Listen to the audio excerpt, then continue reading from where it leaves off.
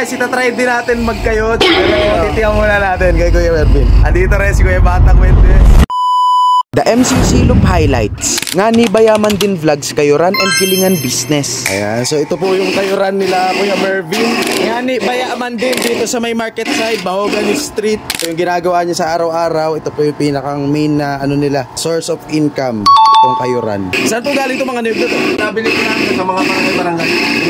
Ang pinakang ano nyo po talaga, yung kayod, yung gata. Kayod, gata, saka yung giling. Pakagilingin namin, pinat pa. Sila po magdadala ng ano, syempre mani, asukal, tsaka langis.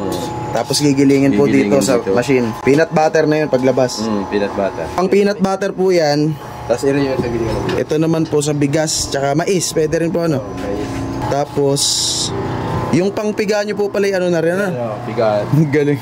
Parang binobomba lang. Nakakailang ano ka po? Buong nyog sa isang araw? Pag medyo maganda na ba 180 yun ang pinakang pangkaraniwan po na ano.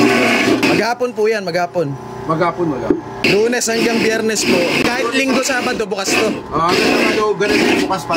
Ang bantay po pag wala ka, yung mga anak mo po. Yung dia po, yung mga anak ko naman, mga anak ko.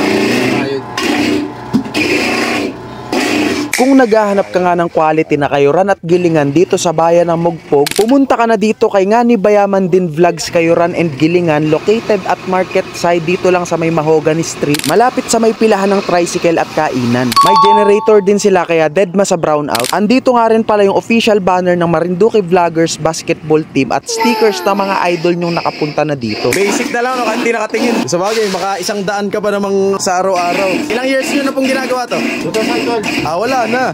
Hustler na kaya naman pala. Dekada na pala.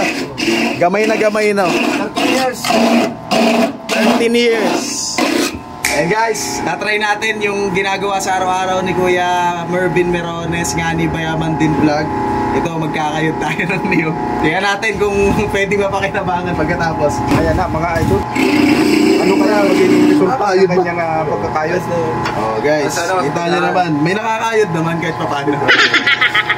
Kasi rin, try mo naman mag-jack. Tapos, pag naano na po, nakakayod na, lalagay po sa fishnet. Tapos ano, pag nahigpit na po, natulog siya.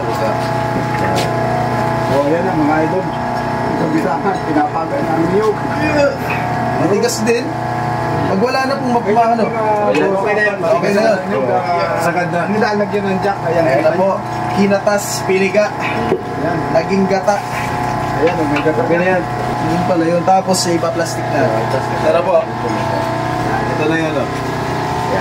Gata na.